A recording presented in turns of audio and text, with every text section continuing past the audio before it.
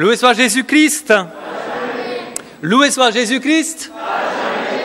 Pour ceux qui sont le nouveau avec nous ici en présentiel et aussi à travers les réseaux sociaux, la bonne réponse, vous avez compris peut-être, vous avez entendu, c'est à jamais. Donc une troisième fois, loué soit Jésus-Christ. À jamais. Merci Seigneur. Écoutez, c'est notre fête. C'est notre fête. C'est vraiment notre fête aujourd'hui. Parce que toutes les lectures nous parlent des nations, que les nations viennent de rois et des nations viennent se prosterner devant le nouveau-né, devant le sauveur du monde, celui qu'on appelle Jésus de Nazareth. C'est notre fête parce que les nations, c'est nous. Eh bien oui, Jésus est venu, il était né en Israël, mais il ne s'est pas arrêté juste à ceux qui habitaient sur la terre d'Israël. Il ne s'est pas arrêté seulement aux Juifs. Il voulait, c'était le projet de Dieu depuis toute éternité, que toutes les nations, tout le peuple puisse connaître cet amour, cette joie, cette lumière du Seigneur. Amen ou pas amen? On m'a dit récemment, hier, que j'ai oublié mon slogan « Amen ou pas amen », donc je dois le reprendre. Bon. Alors, donc c'est vraiment notre fête et je voudrais vous inviter déjà dès le départ de cette homélie, de cette messe, quand nous pensons à l'épiphanie, c'est bien de penser aux galettes de roi, c'est bien de penser au roi mage. D'ailleurs, on a 3 ici, je ne sais pas si vous avez remarqué depuis ce matin, ils sont arrivés ce matin, la nuit, dans la crèche, donc il y a 3 rois mages en plus, mais en fait, c'est pas vraiment la fête des rois mages, ni des galettes de roi, ni, même si ces choses sont sympathiques, mais c'est notre fête. Le salut est arrivé jusqu'en France, jusqu'au pôle Nord, pôle Sud, les États-Unis, les Amériques, l'Asie, mais peut-être pas encore assez. Alors aujourd'hui, on peut voir plusieurs choses. Donc c'est notre fête, c'est l'épiphanie. En grec, ça veut dire la manifestation de Dieu. L'épiphanie, c'est une sorte de théophanie. Ça, c'est encore un mot grec. Ça veut dire tout ça. Ça veut dire que c'est Dieu se manifeste, il se révèle, il se montre. Il resplendit, on pourrait dire. Mais c'est aussi la fête donc effectivement, il y a les rois mages qui sont arrivés. Alors le roi mage, ces personnages mystérieux, justement, qui représentent les nations, qui sont venus de l'Orient, qui sont venus de loin. Ils ont pris de temps et de l'argent pour venir. Et donc Melchior, on les appelle traditionnellement, attention, c'est traditionnel, Melchior, Gaspard et Balthazar. Bon, on dit qu'ils étaient 3. Enfin, c'est pas écrit comme ça dans l'Évangile. Désolé pour ceux. Bon, c'est une tradition. Tant mieux, c'est bien. Mais c'est pas écrit dans l'Évangile. Allez le voir. Si vous ne croyez pas ce que je dis, c'est bien toujours de vérifier ce que le prêtre raconte dans les Évangiles. Bon. Donc, on peut s'arrêter sur là. Il y a l'étoile. C'est merveilleux, l'étoile. Les rois mages qui voient l'étoile apparaître, qui vont suivre l'étoile, c'est bien. Aujourd'hui, il n'y a plus d'étoile. L'étoile, c'est Jésus. On n'a plus besoin d'étoiles mystérieuses, des comètes ou de je ne sais pas quoi. L'étoile est là. On sait qui est cette étoile, qui est cette lumière, c'est Jésus. Mais je ne vais pas m'arrêter là parce que, vous voyez, il y a plusieurs choses de quoi on peut parler. Ce qui me touche aujourd'hui, en cette 2021, ce qui me touche quand j'entends ces récits, cette histoire, en fait, ce sont des rois mages, en fait, c'est leurs attitudes. Et je me suis dit, en méditant un peu, en les regardant, je me suis dit, il y a 3 attitudes de ces rois mages. Tout d'abord, on nous dit que les rois mages, même s'ils étaient loin de Jésus, loin de Bethléem, ils scrutaient le ciel. C'était des gens qui cherchaient Dieu. C'était des gens riches qui cherchaient Dieu. Et je me dis, mais waouh, mais des gens riches qui se sentent à la fois, ils sont riches, ils le savent. Pourquoi je dis riches? Parce que quand on dit le roi mage ou les mages à l'époque de Jésus, ceux qui pouvaient s'occuper de science, c'était des gens qui pouvaient se le permettre. C'est comme aujourd'hui encore dans beaucoup de pays, des savants, des scientifiques, ce sont des gens qui ont de l'argent, du temps. Parce que tous les autres qui sont pauvres, d'abord ils pensent à ce qu'ils vont manger le lendemain. Donc ils vont tout d'abord travailler de leurs mains, ils vont chercher le travail, ils ne vont pas penser à la science quelconque. Donc à l'époque, c'était ça. On les appelle des mages, c'est-à-dire des mages parce qu'à l'époque, c'était une sorte de scientifiques. On les appelle aussi les rois parce qu'ils étaient riches pour se permettre d'acheter des instruments de science de l'époque et aussi avoir assez de temps libre pour s'occuper de cela. Donc les rois et mages qui sont des personnes très riches et pourtant la richesse matérielle ou même la richesse du temps, parce qu'ils avaient du temps, ça ne leur suffit pas. Ils veulent plus. Amen ou pas amen? C'est frappant. J'entends ces derniers jours le vœu du président de la République. J'entends aussi dans les médias de vœux pour cette année, alors qu'on soit vacciné, qu'on soit guéri, qu'on va vivre quelque chose de mieux au niveau économique. C'est bien. Mais on dirait que tout s'arrête là. Et ça, le roi mage nous dit qu'il y a un plus. Il y a un plus que le progrès technique qui va nous donner le développement de la société, je ne sais pas quoi, que des voitures électriques, que de machins. Il y a plus qu'un progrès économique, il y a plus qu'un progrès médicinal, par exemple le vaccin. C'est bien tout ça, mais ce n'est pas suffisant. Le roi mage nous dit que Dieu attend de nous un peu qu'on soit des chercheurs. Qu'on se dit, c'est bien, on va construire la société mère, c'est bien, mais il faut un plus. Et ce plus se trouve mystérieusement dans une apparition d'une lumière. Et cette lumière va indiquer tout simplement un enfant dans la grotte de Bethléem, entouré de Marie, Joseph.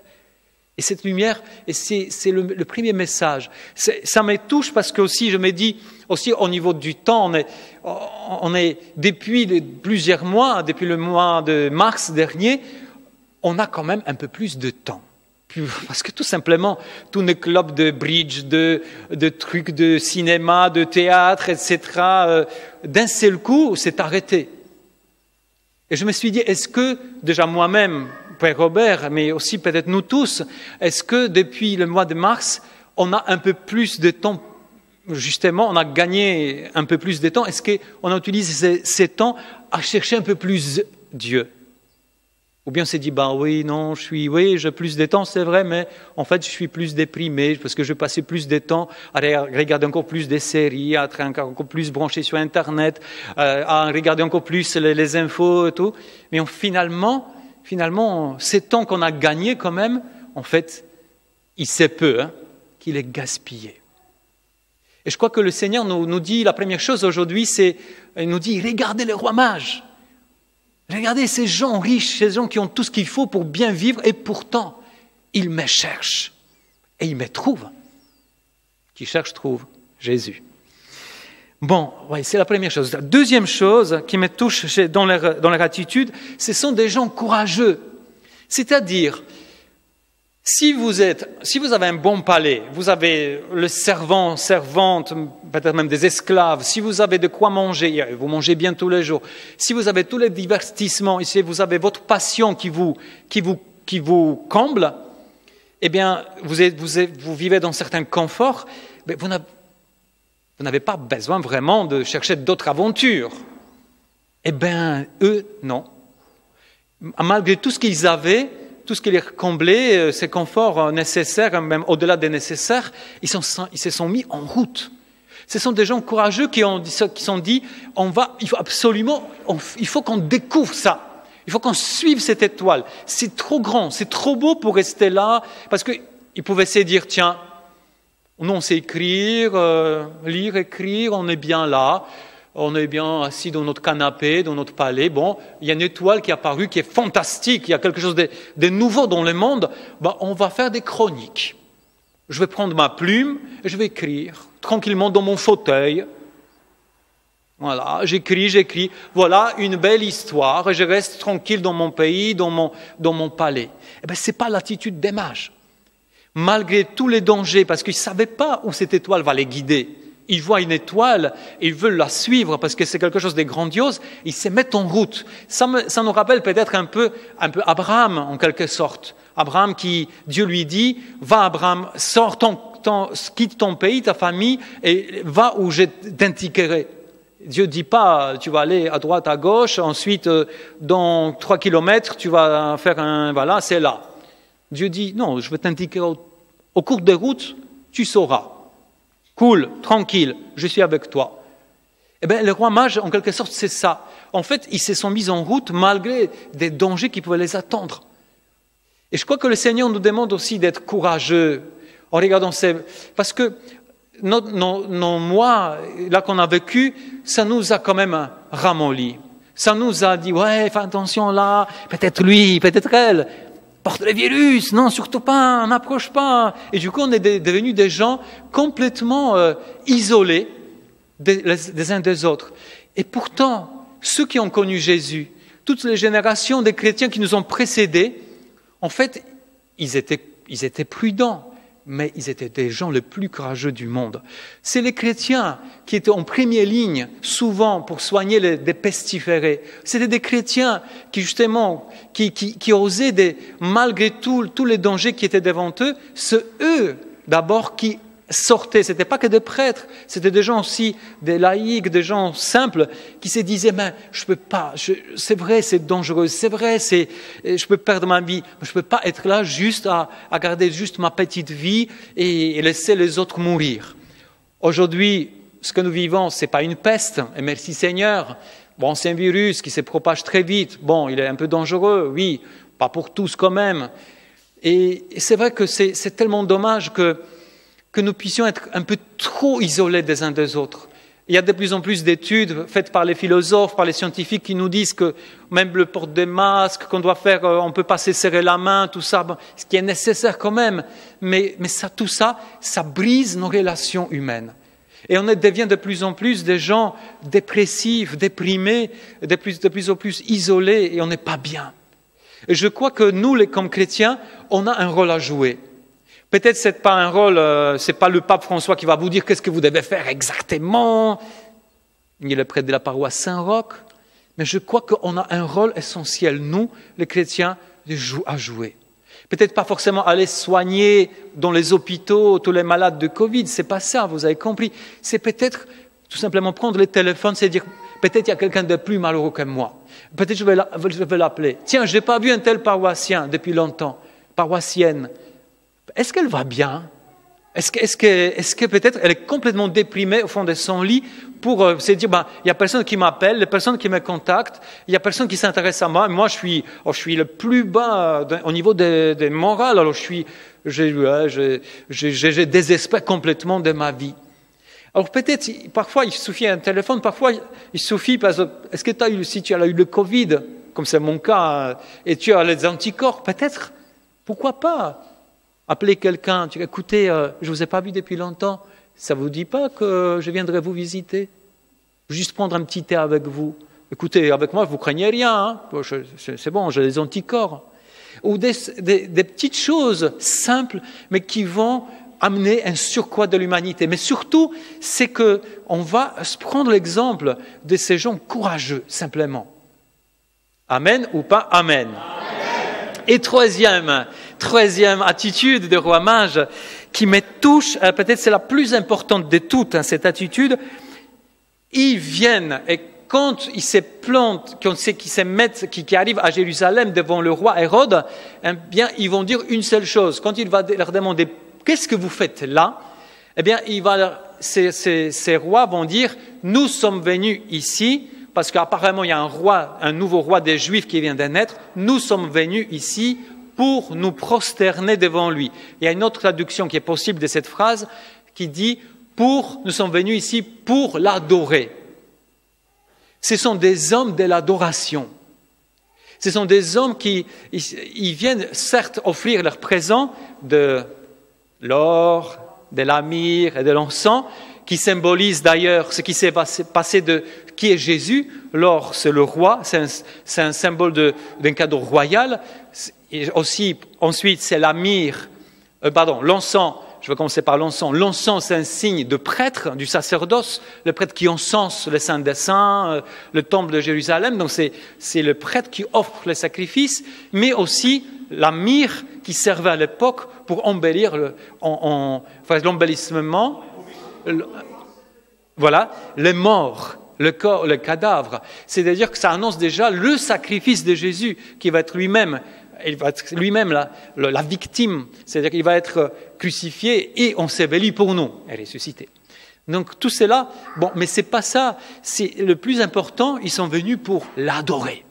D'ailleurs, le texte continue et le texte à la fin nous dit que quand ils sont arrivés, alors que l'étoile s'éteint, cette lumière incroyable, mystérieuse, qui s'est arrêtée devant, au-dessus de Bethléem, de la grotte à Bethléem, quand ils sont arrivés, la première chose qu'ils ont fait, ils se sont prosternés aux pieds de Jésus.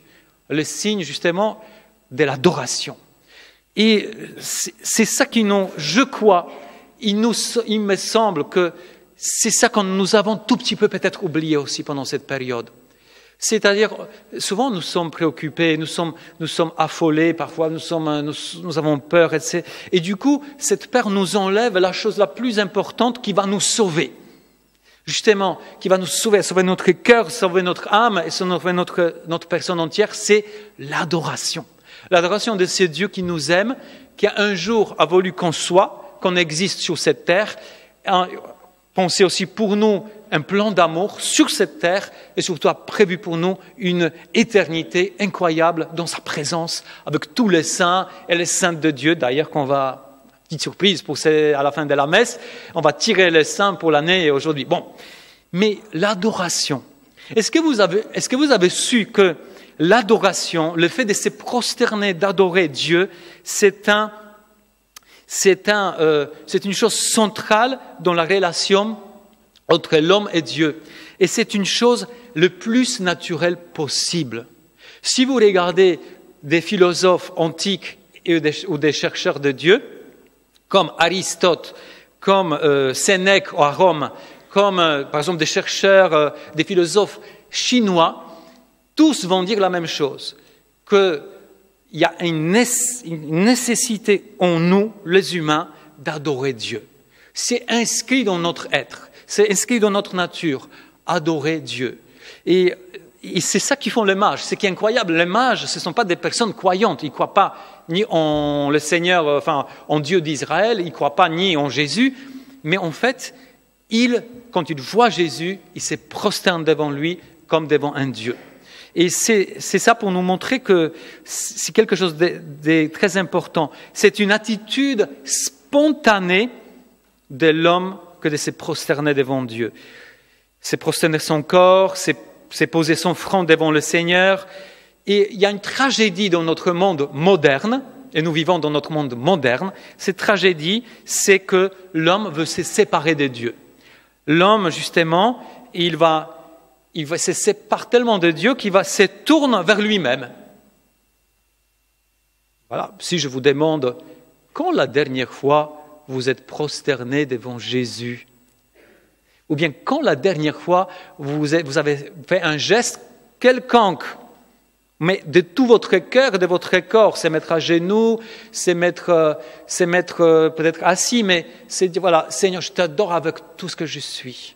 Je te dépose tout ce que je suis devant toi. Je dépose ma vie, je dépose mon passé, je dépose mon futur, je dépose mon présent, je dépose ma famille, je te dépose mes relations, je te dépose mon travail.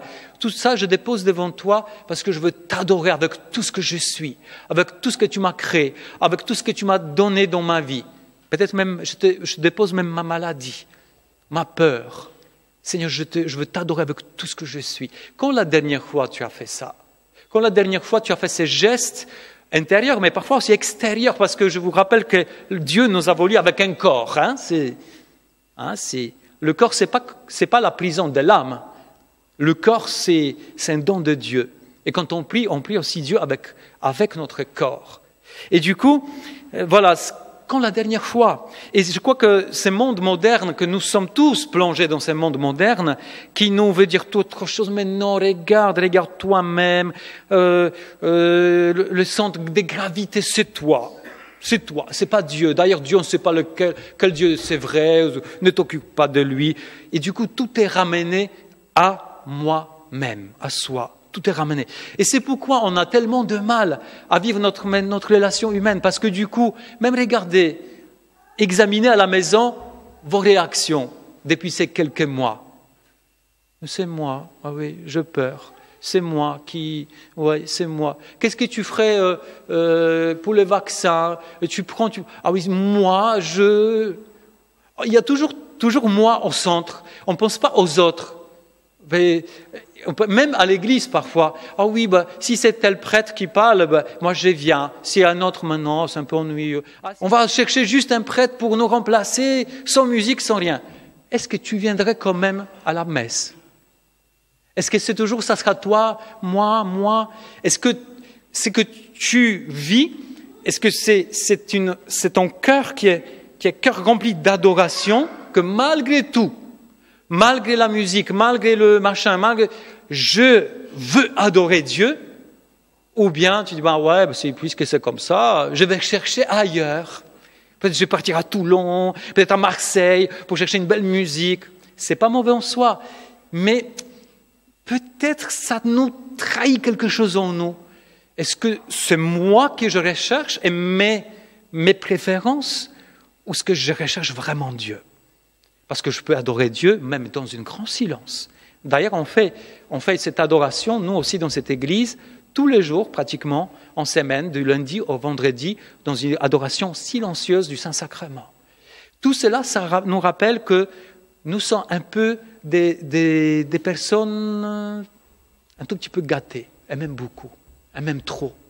Et le Seigneur il veut, avec ses rois mages aujourd'hui, il veut nous redonner, si nous désirons, ces cœurs d'adorateurs malgré tout. Amen ou pas amen?